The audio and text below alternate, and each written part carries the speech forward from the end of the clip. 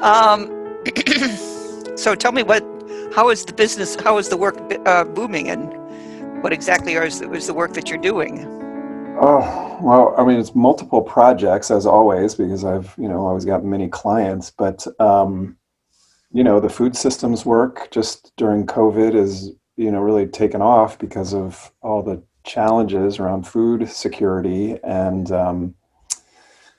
mutual aid networks and workarounds and changing rules and yeah, it's been quite interesting and so a lot of work in the regional food system, continuing to move that forward and working with various other networks around the country of different sizes that are, trying to bring people together and tackle these issues and not go back to normal. And then just, given my organization has been working on issues of race and racism, in light of, what happened with George Floyd and just the rise in consciousness and the interest in actually figuring out how do we do this differently. Just everyone and their sister is calling for, organizational support. So it's a lot of culture change work, a lot of collaboration work. It's a lot of network building and weaving, and a lot of coaching with individual leaders who are, I was actually just looking at the slide deck that you had sent to me some months ago, and I love this, the virtuous cycle of well-being and engagement and common cause. Yeah. And, I think a lot of organizations, their entry point can be, well, racial equity, or it could be, we need to be much more collaborative, or we need to, decentralize somewhat, or fight the hierarchy, deal with bad male actors. But they all They're kind not of, all male. they're not, no, that's true. That's true. But there's a lot there around, just how can we be better together? That's kind of the overarching thing. And so I am up to my ears in really interesting projects. So it's wonderful. So tell me more about like your network building, because I guess you made three great points: culture change work, coaching leaders, and network building. And then they're sort of all intertwined, I think, but may pick on one or more to focus on. But I think the network building is particularly of interest to me right now because it's it's so necessary and so not really on a lot of people's radar. Yeah. Yeah. Although I would say it's growing. I mean, that's the, um, I'll give you, two examples. One is I'm working with the DC Bar Foundation, as in the legal bar. It's a funder that supports legal aid providers in Washington, D.C., where there are more legal aid providers per capita than any part of the country. And by everybody's admission, it's a system that's not working and is siloed, confusing, overwhelming, doesn't really get at the roots of poverty and racism. And so they are wanting to create a network that can minimally be better coordinated around provision of services, but also to coordinate more with social services and ultimately lift up the foundational needs to address, So you're actually talking about building a network within an institution. building a network within the district as convened by an institution and made up of Ah, many other institutions. So legal aid providers, social service providers, funders, and the like. So so how do that's you go about doing that? I mean, what sorts of things do you do to encourage this? there's a whole approach we've developed over the last 20 years of doing this and refined it. But it's I've got a whole set of frameworks and tools and team structures and measures that we use, survey tools. I mean, of course, there's no one right recipe, nor should there be, but there's ways that we can start to frame up what the change is, get people to articulate what's wrong, what do they want different, begin to survey the system in various ways, do stakeholder analysis, create an initial design team to get this launched, and then to go out from there and to convene people. I've done this many times now over the last 15 years in particular. And yeah, and sometimes there are commonalities, and sometimes it's very, very, very different. Another network that's nascent right now is this. Literally, a neighbor of mine here started a fantastic organization called Embrace Race, which looks at racial learning. How is it that kids learn about race, and how can they develop positive racial identities? And they're connected with researchers and parents and school teachers, and wanting to create a more robust learning network that gets people who are doing research in higher education on racial identity and stigma and bias, and connected with early childhood educators and caretakers and parents, so that we're actually have research-based methods for child development that are around positive racial ethnic identity, and hopefully cutting out some of this silliness that adults lapse into.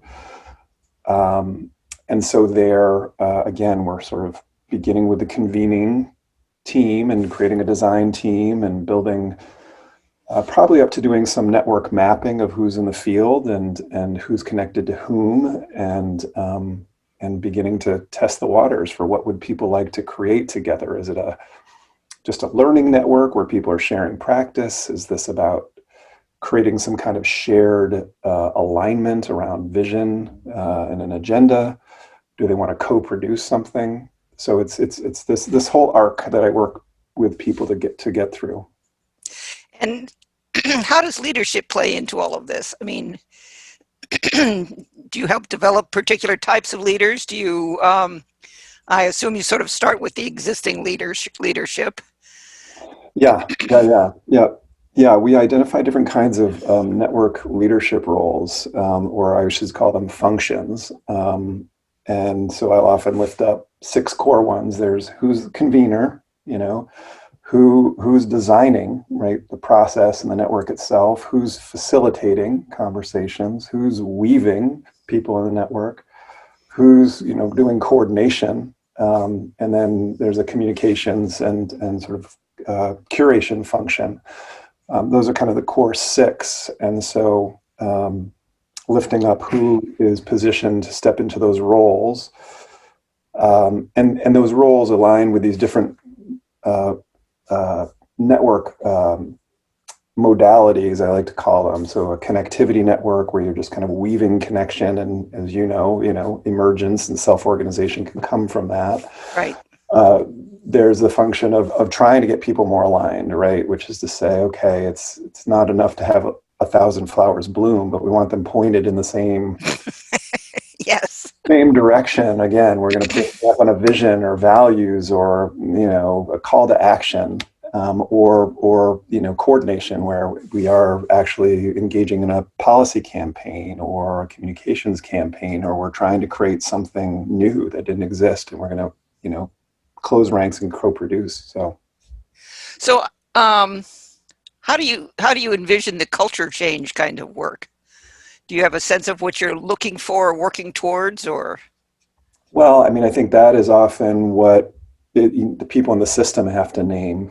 And so there's generally a belief, that what we're doing isn't working, and we're reproducing the very things that we say that we're against, whether that's extractive capitalism or, racism, exclusion, oppression, competition, dehumanization. And so there are different methods that we use to get at that, different tools. And it's really ultimately about getting people into some values work. of naming what are the actual values that we want to see at play, and how do you actually align actions. This body of work that David Sloan Wilson has, that Eleanor Ostrom, the two of them sort of helped to develop, called pro-social. And that's aligned with one of my favorite techniques for working through both individual and group challenges, which is acceptance and commitment therapy or training. Has this, beautiful framework called the ACT matrix that I'm using with different groups, including this group down in Mississippi I'm currently working with, where you get people to, again, identify what are the values that would support, their existence in community or in an organization, and then to really do work around what are the actual behaviors, what are the actual actions that tell people that I am in alignment with my values, and how do we create the systems of support to ensure that those values, are allowed expression. Cool. Okay, so if you were trying to, how do you find your work? I mean, is it word of mouth, or is this? Right now, I've gotten, after however many years, 17 years of doing this, I've sort of become known as the network guy in my organization. So it's a lot of passing my name along. I blog quite a bit, so people will follow up based on things they've read from my blog. I'm still affiliated with the Interaction Institute, and so things will come over the transom generally to us. Somebody from Audubon came our way the other day. They're interested in shoring up a national network. And then I'm just the consummate networker, so I'll sort of stumble into opportunities as I go. And so tell me more about the agricultural networks, and particularly the idea of building multi-scale networks that are still somehow stakeholder owned. Well, it's a really good and timely question, because this Food Solutions New England network that I've been working with for a decade now as the network facilitator is at a point of, we've gotten to some established recognition nationally and internationally, and really spent 10 years, so this is a 6-state regional network in New England. And we were clear that we are not here to compete with what's going on the ground and people setting up food hubs or, higher education doing research on regenerative ag. I mean, what our purpose was really to bring the region together, to initially spend time weaving lots of connections, to create a vision, which we have, a research-based vision on land use patterns and climate change, to look at what we could reasonably produce in New England through farming and fishing, and become more self-sufficient, not completely, but more. And then spend a couple of years then lifting up race, the legacy of race and racism, given slavery and land and labor, and saying that is still at root in our system. And until we really grapple with that, we're not going to make much progress. It's going to be more of a technical fix than it is going to be a truly social adaptive cultural fix. And then we spent a few years doing system mapping and strategy development, which is now manifested as 4 kind of leverage areas or acupuncture points in the regional system.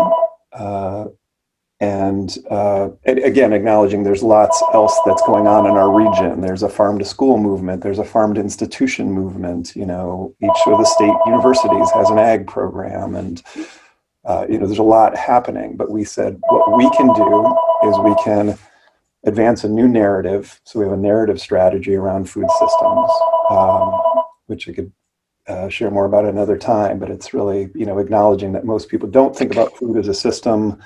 They don't really, they're not connected to where their food comes from, and they don't understand the legacy and the history of extraction and oppression. A second area is just to continue to weave leaders through various kinds of programs, convenings, trainings, and developing collaborative skill. A third is to specifically address power dynamics and issues of inequity within the system. And a fourth is to look at visionary holistic policy. And there is now a person who's been hired to create a sort of holistic policy platform looking at food systems and how they intersect with other food systems. And so governance there, we're kind of toying with this idea because, of course, food systems are so fractured and governed in so many fragmented ways. We've got local food systems and neighborhood gardens, and we've got some municipalities with their own food directors. Some of the states have more of a robust food plan, like Vermont and Rhode Island, than do the other states in our region. But what is lacking is really kind of a regional kind of coherence. We have state food ag people, but they're not necessarily all as progressive as we'd like them to be. And government only gets you so far. So we've envisioned this New England Regional Food Compact that would be a kind of governance structure, a kind of federated model that would be inclusive of government, but go beyond it and really try and get as much of the region that's interested in food engaged in making decisions that will advance the kind of food system we want. And so how do you get, where do you get the people who are going to engage in all of this? Are these local farmers? Are these government people? And they're all over the map. They tend to be mainly NGO types because they have more time. The producers are producing. The business owners are trying to keep their business open. But we do weave in the producers and the business owners and the value-added producers and government types. We began with a set of champions that has just grown and grown and grown, and they are academics and activists and educators and policy people, quite a spectrum. so how then would you, isn't the goal in the end to have a sort of a stakeholder owned and operated network? But right now you're working with the people who are really facilitating the change rather than being the system per se. Yeah, although I would say it's a balance because we have other partners in the mix who are, for example, the New England Grassroots Environment Fund, which funds a lot of unaffiliated community groups and has a vast network that's already doing, their work, and so they're a part of the network. So it's a sort of a glorified mess of a lot of people kind of working in this ecosystem. We're just trying to put a little bit more of a boundary around them so they can see each other and interact more intentionally and with a groundedness and a set of common values. Okay. I'm